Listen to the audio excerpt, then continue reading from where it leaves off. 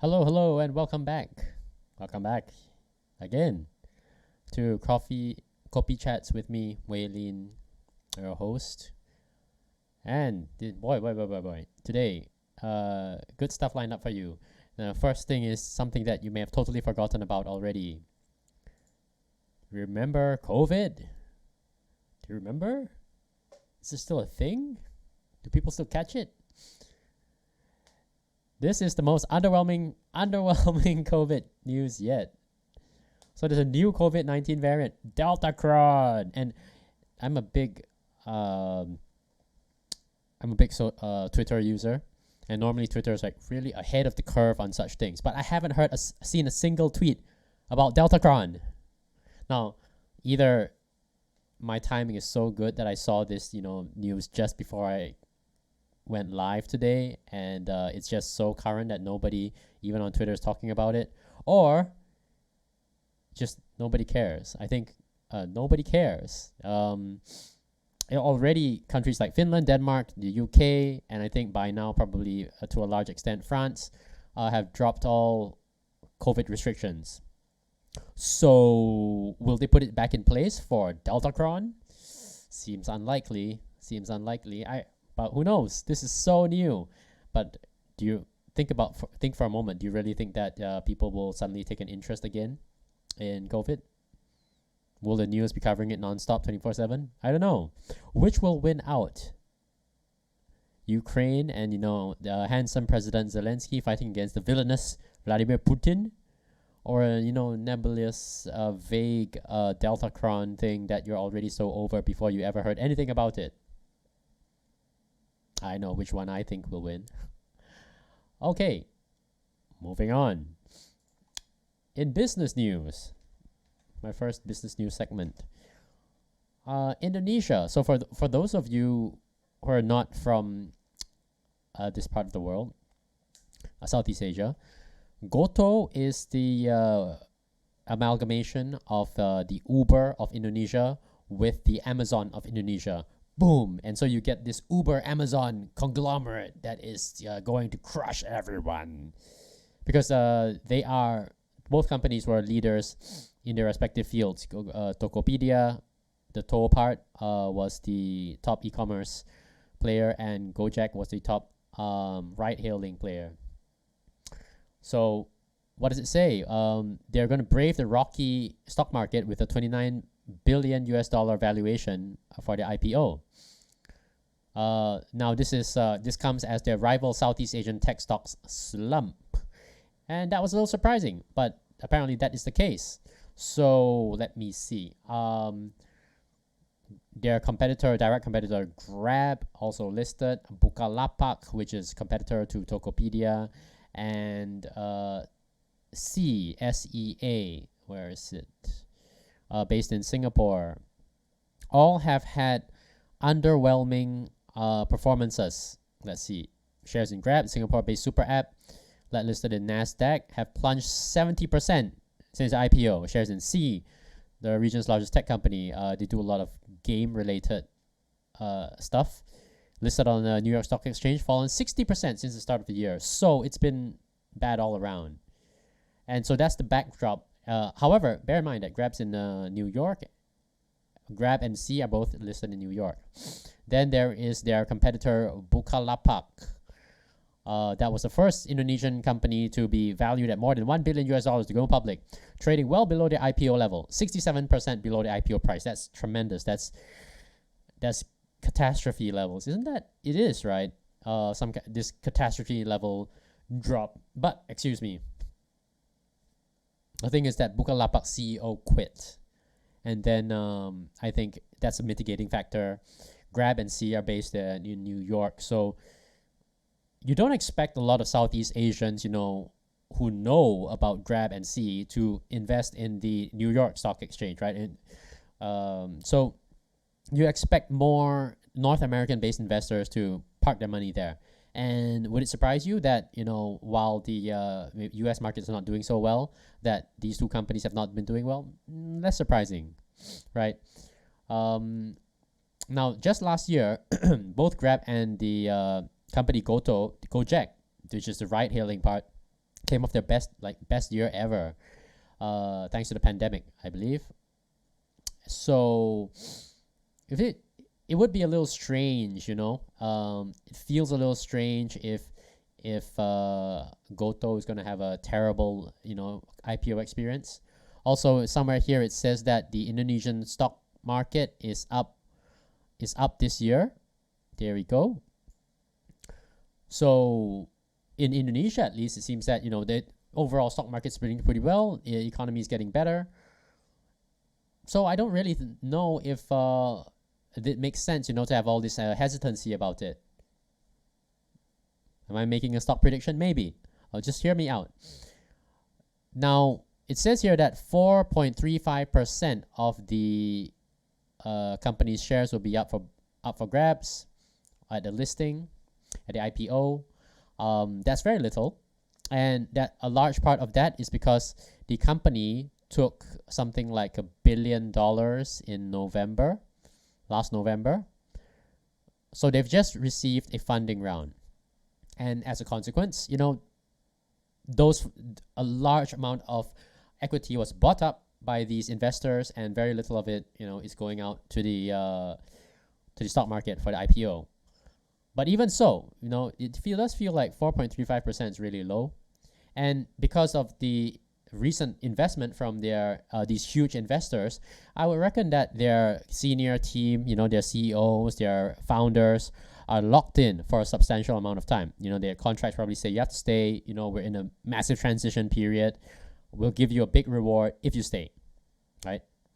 And this is pretty unique because, as a consequence, the IPO price can't be that too cheap because these investors just gave a very attractive price, valuing the company very highly in November. So you can't price the company cheaply for the IPO. And there hasn't been much time since that investment round, November till now, to really grow the business in a big way, such that, you know, you have more wiggle room. You can say, oh, my company's grown so much, I can justify a higher price. No, not that much. It's been too soon. So it's a bit delicate there. They can't price it too cheaply, right? And they can't price it too high either, because as the article has made abundantly clear, Grab, Sea, Bukalapak, they have been doing badly. So that's the reference point that people see. And that is pretty interesting for me because when you're doing the IPO, obviously you would prefer for it to be priced higher, right? If you are the shareholders of GoTo, because, you know, then the company makes more money. It's good for you. And you don't want to piss off your investors, so you can't price it too cheaply because, you know, then your big investors like Alibaba and Google and SoftBank will be really upset. So now you have pressure from both sides. So what do? You probably end up with like kind of a middling, you know, very reasonable price. Maybe that's going to be pretty attractive, wouldn't it? This might be, the GoTo might actually be timing this IPO to perfection. So you would any earlier, and it's just impossible because, you know, they just closed this funding round, and maybe they still had a lot of work to do. They want to put some distance between the funding round being closed and then they do their work and then being able to, you know, improve their financials before actually filing the final paperwork. And then you can't price it too high because you have to think about how investors will see your results compared to your peers, and the peers' results have sucked. So if you price it too high, people will think like, wow, that's really overpriced. So maybe this is just the right moment. You know, it's like the Goldilocks IPO. I think that it looks like my prediction, and I'm going to say this, and you can hold me to this, dear viewer. I think this will be what analysts call a solid IPO. A solid IPO. Yeah. It seems to point that way. So that's my business news segment for you. There are only a couple of really big companies in Southeast Asia anyway, so there won't be a whole lot of these, so cherish it. Now I'm going to move on to the hottest thing of the day. President Zelensky of Ukraine. So President Zelensky has been doing the rounds. He's been speaking to, apparently there's a ceasefire in place now, and he's made a Zoom address to Canada's parliament. He has approached Japan over giving a virtual speech to their parliament. and he's been covered, all over the place in the news. Here, on Channel News Asia, he's been quoted saying, "Peace talks more realistic now," says the Ukraine president. Here we go. "The meetings continue, and I am informed the positions during the negotiations already sound more realistic." So, Ukraine and Russia have already had, I think, at least 2 rounds of negotiations up till now, and it seems that he's feeling that they're more realistic. But time is still needed for the decisions to be in the interest of Ukraine. So, obviously, at this current time, he feels that it's not really in the interest of Ukraine. In a hint of a possible compromise, Zelensky said earlier Ukraine was prepared to accept security guarantees from the West, stopping short of its goal to join NATO. And that is reported elsewhere as well. Here on Business Insider, where, it quotes Zelensky as saying Ukraine must admit it won't join NATO, and that people must be, self-reliant, not on their partners. And on partners who help us. So let's see. What does he say? "It is clear that Ukraine is not a member of NATO. We understand that we are adequate people. For years, we have heard about the supposedly open door," referencing NATO, because NATO has said that we have this open door. You can step in. You can join us anytime. And Zelensky says, "But we have also heard that we should not enter." Of course, that would come from Russia saying, "Don't do that." "And this is true, and we must admit it."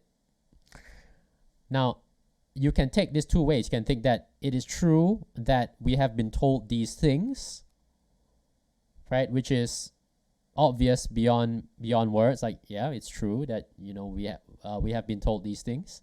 Or you can think that it is true that we should not enter. Now, we heard there was an open door. We have also been told that we should not enter, and it's just true, and we should admit it. He said of Ukraine's bid to join NATO. Right, so I think that this is Zelensky saying that he won't join NATO, where previously there was still some ambiguity, like there was some uncertainty about whether or not this concession be made, because one of the things that Russia wanted was for Ukraine never to join NATO. There were a few things like acknowledge Crimea as part of Russia, recognize Donetsk and Luhansk People's Republics. They've declared their independence, and to never join NATO. And it seems like, at least on the question of NATO, Zelensky has all but acknowledged that, that's it, that's reality. He's speaking to his people here, telling his people that, we've heard that we should not enter NATO, and it is true, and we must admit it. So I think we will see progress in those talks. Now, being Zelensky, though, of course, he doesn't just talk about one thing. He can talk about many things. It says here, Zelensky urges Russian troops to surrender, reported by the BBC. All the different news outlets have had their own priorities, talking about different aspects of Zelensky's speeches throughout the day. And this is the one that might be the most interesting one. So, Zelensky told the Russian soldiers, he said they had already begun to understand they would not achieve anything by war. "I know that you want to survive," he said, adding that those who surrender were treated as people decently. Now, the best part is over here, right at the end. Addressing the Russian invaders, Mr. Zelensky said, "We hear your conversations in the intercepts. We hear what you really think about this senseless war, about this disgrace, and about your state." Therefore, he said, he was offering them a choice on behalf of the Ukrainian people. "If you surrender to our forces, we will treat you the way people are supposed to be treated, as people, decently. In a way you were not treated in your army, and in a way your army does not treat ours. Choose." So that is really skillful. That is really skillful persuasion. And this is not my original thought. Credit to Mr. Scott Adams, creator of the Dilbert comic. If you're an office worker, you probably heard of Dilbert. If you haven't, look it up. So what Mr. Adams said was, this is this sales technique called thinking past the sale. So one of the things that salespeople do is to get you to think about life after the sale has been made. For instance, when you're buying a car, this car salesperson may ask you, do you think you would prefer black leather or just brown leather for the car seats? And the moment you're thinking about that, you're trapped because you bought into their persuasion. That is asking you to imagine a world where you already bought the car, it's your car, you own it, and in your imagination where you're driving this car, what color are the seats? So you're forced to imagine that and to temporarily, even for the sake of argument, accept a scenario where you own the car. So similarly, Mr. Zelensky here is telling the Russian soldiers to imagine that, in the first place, to imagine that you have surrendered, right? If you surrender to our people, we'll treat you the way people are supposed to be treated. So that's inviting them to accept the prospect of surrender and imagining that they will be treated well by the Ukrainian army. And on top of that, he's also, inviting them to think about how they've been treated by their own army. And for even the, someone like a Russian patriot fighting the war sucks. War is absolutely awful. Do you think that, you've been mistreated or, given a hard time? Absolutely. It's life and death out there, and you're stuck in the cold, in the mud, with people who are shouting at you. Because everyone's under the highest amount of stress possible. And do you think that many people are mistreated? Yeah, absolutely. Absolutely. Right? And in their own quiet moments, do you think they would consider, they at least entertain the possibility of surrendering? Yeah, probably. And so Zelensky is getting them to think on their dissatisfaction, which they accept, of course, and think about the surrender, and how we will be treating you very well. So he's used multiple instances of, getting you to think past, accept that, yeah, you've been mistreated by army, right? So, sorry, let me just take a step back. You're asked to think past the sale by accepting that your army is mistreating you, not just that it is normal part of war where it's just a mess everywhere, communications and shouting and, fighting. And on top of that, you are also invited to think that you'll be treated better because we will treat you, he says, we'll treat you as people decently. And so you're invited to assume that and to imagine surrendering. So this is very skillful, and it looks like something very deftly designed, not just a politician reading off a speech, it seems like very skillfully designed to really enter the mind of the listener.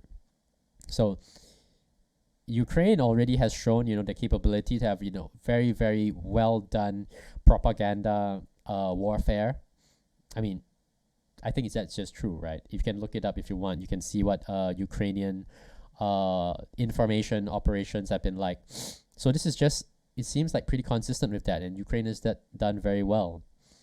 Surprising, really surprising, because, I don't know about you, but Ukraine apparently before this is the poorest country in Europe, poorer than even the central, European, like small countries, Moldova, the ones that you never really hear about, Belarus.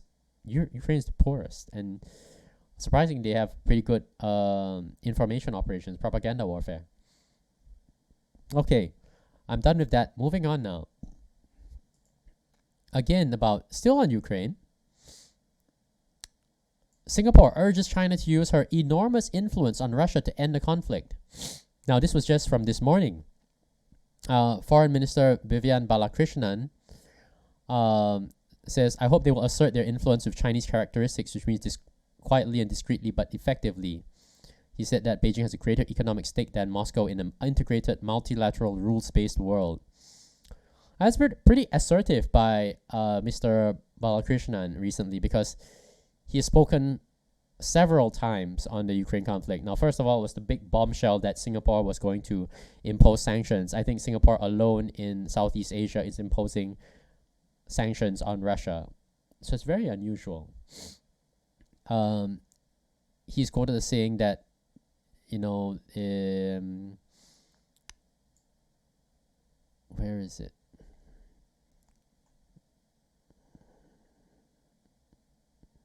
Ah, yes.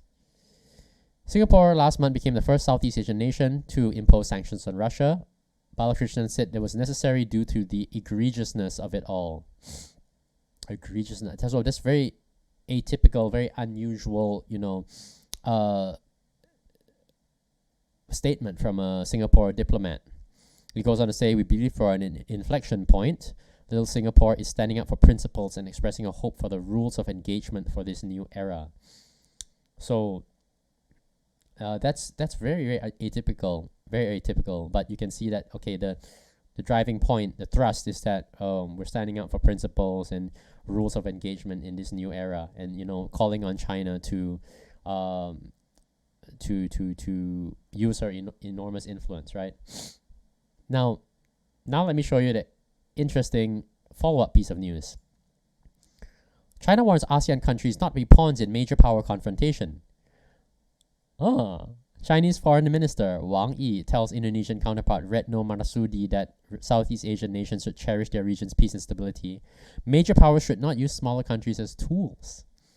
Why would Foreign Minister Wang Yi tell Mr. Retno Marsudi that major powers should not use smaller countries as tools? I ask this because obviously Indonesia, if you don't know, has been kind of neutral on this matter. Indonesia has not taken sides, and I think it's reported here as well. Let's see.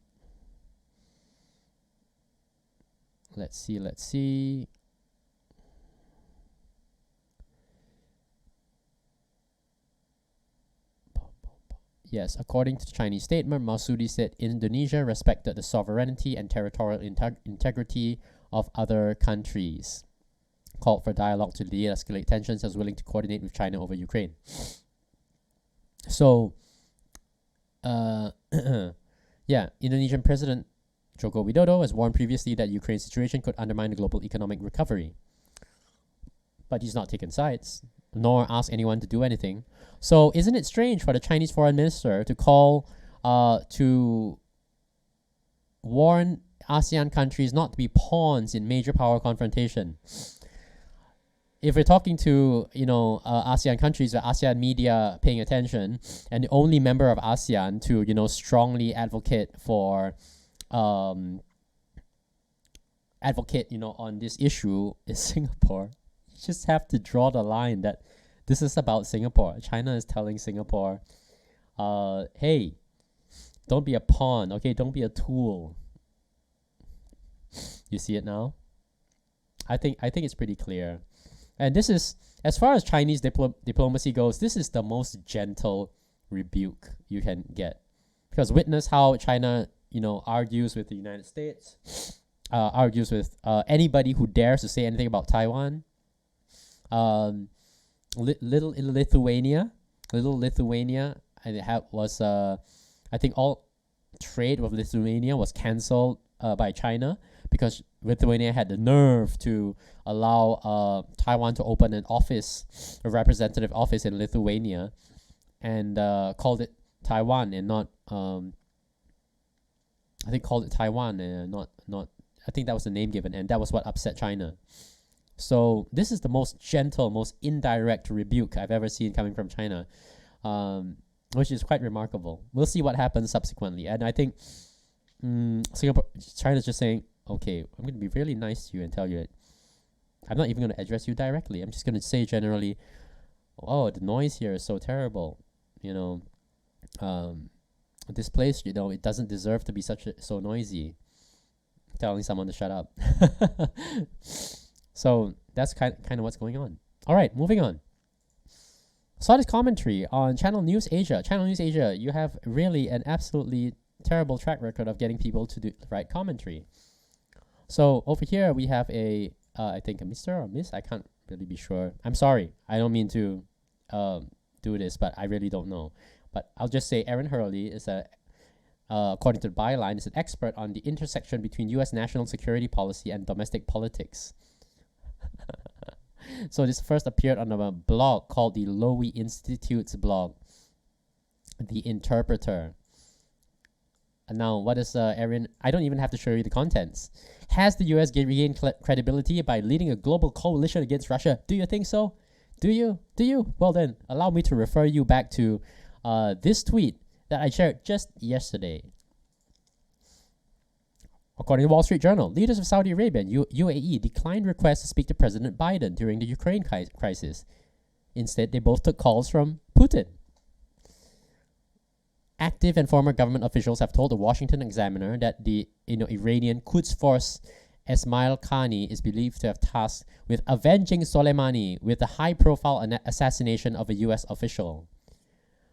And this is reported while the Biden administration is allegedly speaking with Iran to try to revive the Iran nuclear deal, to try to strike a deal. Also,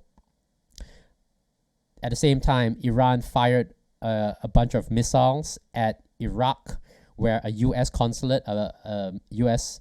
government facility was being built to destroy it. Now, reports say that nobody died, but that's what Iran did. Iran publicly told the world that, hey, we've installed a new commander who's going to take revenge on the United States by assassinating a U.S. official. And also, we're firing a bunch of missiles at your upcoming, new base, in response to Biden's desire to have a productive conversation about striking a deal.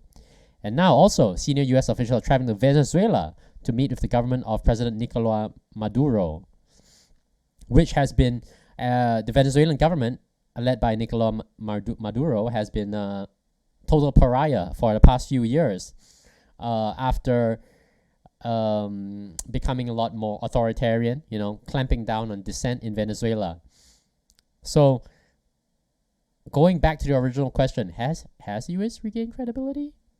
Because she's now reaching out to all these countries that she used to despise, showing that opposing the U.S., being a U.S. enemy, has no consequences, because when we need you, we'll just come right back to you. When we need you against a bigger bad guy. Is that more credible? I don't think so. All right, moving on. Yesterday, I shared this exact article asking, is tracing tech here to stay? Or contact tracing technologies that are apps, right? So the NHS, you can see here, this is an NHS COVID app. And the article talks about the countries that have been using it, all in South Korea, as well as other places, South Korea, Bucheon, and let's see, Singapore to India, Thailand, right? So it's used everywhere. And so it was asking, is it here to stay? Is it here to stay? The article ends with, yeah, people are, a German company was saying people are willing to share their data if they really see a benefit. Now, you may wonder, I wonder, and you start thinking about it. And then this was yesterday, and right today, oh, wow. The Trace Together app, which is the contact tracing app in Singapore, just saw a job ad posted by the government calling for a senior product manager. Yes, here we go. So, does this mean that it's going to be around for a while? Yeah, looks like it. Didn't take long. The commentary was posted yesterday, and today you have the answer. It's going to stay. I guess we'll be checking in, forever now at everywhere that we go. Just wanted to, there's no analysis here. It's just telling you that was quick. Okay, moving on. Here's another piece of commentary that I've seen. So I didn't know that egg freezing for women is not permitted in Singapore yet. Maybe it's being under consideration. So you can, if you're a woman, you can freeze your eggs so that you can use them for in vitro fertilization later in life, when you feel ready to have babies. And this allows you to, delay childbearing. to later in life. You can just keep the fresh eggs, the best quality ones, for later. So a member of parliament in Singapore was talking about it, saying that we have to consider some very important issues, right? See, there's some ethical pitfalls and social problems. First and foremost, high costs, mean that you'll probably be an elite corporate perk, restricted to a small group of high-value, well-paid female employees. Yeah. Female lower-level employees, such as clerks, secretaries, receptionists, may resent being excluded. Well, yeah, probably, right? Would this not damage camaraderie and morale within the company? Yeah, most likely. Secondly, company-sponsored egg freezing may violate medical ethics by enticing these employees to undergo this risky procedure without a valid medical reason.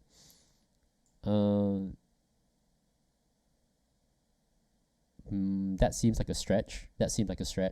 Because why would it be that enticing unless you see the value in it, right? And you say a valid medical reason. I mean, is this one of those things that you need a valid medical reason for? I don't know. Doesn't seem like it. Third, by sponsoring egg freezing, employers may in fact have a hidden agenda of unfair and unreasonable expectations for these women to put aside having children so that they can devote more time and energy to the company. Well, yeah, that's actually probably the most powerful reason. That is, companies would want their women employees, the best ones, to be productive as long as possible. And this could very well happen, right? So it's asking some good questions here. But how does this, if you're a woman, if you're not a woman, imagine that you're a woman for a while. How does it make you feel? So recently I read an editorial talk. There's many editorials about women's issues, but when they're women's issues, they're always about women and work. It's never about being a mother, about a family. No, it's always about work. And the editorial, now, maybe that's not a bad thing, right? Maybe that's what women want. I wouldn't know, but that's my observation. So the editorial I saw recently said, there used to be this thing called having it all, telling women that you can have it all. And then the author was redefining the pitch to say, instead of having it all, try sharing it all. And sharing it all meant, in an indirect way, telling their women that, hey, get your husband, assuming this husband. That's what the article said. I'm not making the assumption. The article is saying, a lot of men are not taking their paternity leave, and they should, And why? Well, then you're sharing it all. And what happens when you share it all? Then the woman doesn't have to have it all. Well, that means you're just outsourcing the work to the man, right? It wasn't that clear about it, but that's obviously what it means. So it seems to be like, a lot of editorials, but with the main takeaway being that if you're a woman, keep working. And so, if we're talking about company-sponsored egg freezing, if it's approved, keep working, right?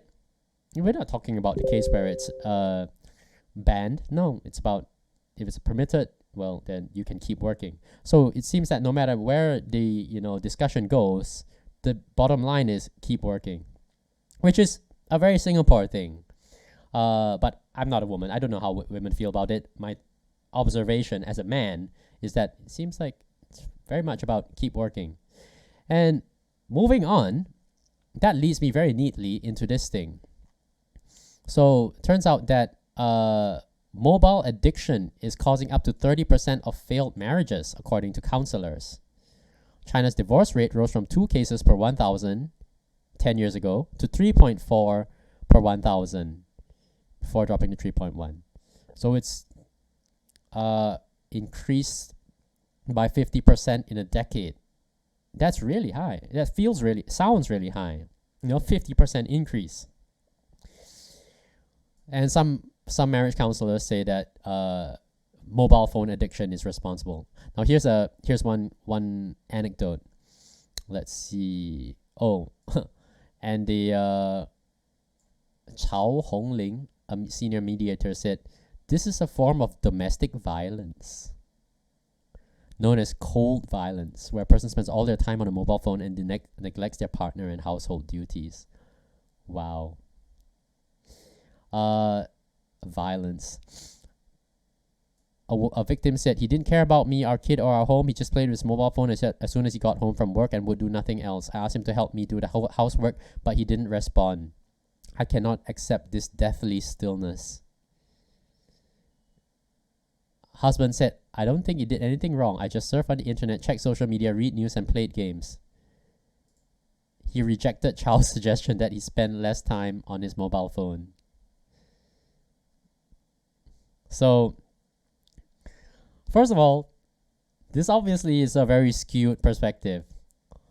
All right, if I'm hearing from a senior mediator, whatever that is, who says that this phone addiction is a form of domestic violence, I'll say this person has to calm down and stop talking. I don't know how you can take it seriously. However, if you were just to take it a little, to actually try to take it seriously, think about this. If we lived in an age where it's the same couple, but mobile phones, smartphones didn't yet exist, what do you think the either party, the cold one, would be doing? Watching TV, right? And if there's no television, maybe reading the paper, reading a book, out with their friends. It just is. So in this anecdote, the husband said he just wanted to surf the net, check social media, read news, and play games. Who does that? Everybody does that. Everybody does that. And do you think that the husband? We heard that the wife say, "He didn't care about me, our kid, or our home." Do you think that's the husband's perspective? Is that what the husband thinks happened? Probably not, right? Probably not. Probably thinks, "Yeah, I did my part, because otherwise it'd just be easy to say that this person didn't do these chores, right? Would we even be blaming the mobile phone? Maybe it's just the fact that he's being cold and it's on the mobile phone. And of course, being cold is very unpleasant, right? Being given a cold shoulder. Nobody likes that. But it doesn't seem like a unique thing due to mobile phones. If there wasn't a mobile phone, it'd be TV. If there wasn't TV, it'd be the newspaper or the bar, right? It feels that way. It feels like a cooked up thing. Yeah. Okay. Moving on to the last item that I have here. Being from Malaysia, this is very close to my heart. Malaysia should open its markets to lower the cost of living. So, I can summarize it for you. The article is saying, the author is saying that Malaysia should open up her automotive industry. Malaysia has a couple of companies, that make automobiles locally, and they're not super competitive companies. They're not super good, but yeah, they do a decent job. And so many people have been advocating for this opening up of the automotive sector so that foreign cars can be cheaper and local companies will be forced to upgrade their capabilities and the quality to compete, which is okay. It's not like super high priority for Malaysians. I think they just appreciate that they get to buy these local cars which are cheaper than imported cars, and they're happy to support the local brands. We will all prefer, I think all Malaysians prefer to have cheaper cars of a higher quality, yes, but I don't think this is something that's going to weigh too heavily on anyone's minds, unless maybe if you work in that industry. The other thing is food production. So food security, a company that imports more than 60% of its food requirements. I didn't know that. So import licenses were granted at the discretion of the government to a handful of importers, creating monopolies and oligopolies over beef, vegetables, and chicken, which ends up raising prices. Yes, that's definitely true. Definitely true. Widespread corruption also plays its part in creating unnecessary markups in supply chains. I wouldn't be surprised if that happens, although I don't know that it actually happens for real. Research by Ideas, which is the organization that the author works for, found that corruption is tied to inflation and housing costs due to instances of corruption occurring different stages of property development. So, the article is basically making these two. It's already over by here. So it's talking about automobiles and food and about corruption. And I think they can't just be lumped all together. Everybody wants to reduce corruption. Everybody wants that, right? It's not even worth writing an article about. Everybody just agrees with that. Nobody disagrees with that. But talking about opening Malaysia's markets to lower the cost of living, that's more, that's worth talking about. There's something to discuss there, right? This feels entirely disproved by the recent problems we observed with the global supply chain, So you may have heard some news in the past few months about logistics problems at the port of LA, in London, around the world. And where would these problems come from? Nobody knew for a long time. Not enough truck drivers, not enough shipping containers, Chinese factories closing down sporadically because of COVID. Nobody really knew, and we were just struck by how fragile it appeared. The global supply chain appeared to be, and especially with all the dependence on China. And fast forward to today, Shenzhen's in lockdown, Shanghai is in lockdown. All countries that rely on imports from these two ports, these two cities specifically, are hurting, right? And Russia is also showing that, the full integration with the global economy, it can hurt if you're subject to whatever sanctions. And it may not be your fault. Let's say that, you don't want to.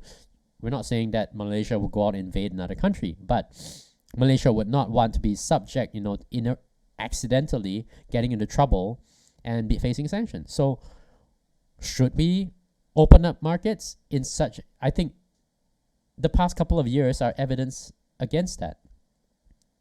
So is this not instead, should we not be advocating for development of domestic industries, to cushion the impact of disrupted global trade? So if we're buying something from overseas, if our supply chain is rattled, is having difficulties, we still have a supply. Isn't that the more important thing now? Security, right? So that's what I think about that. All right. I have finished up all my prepared material.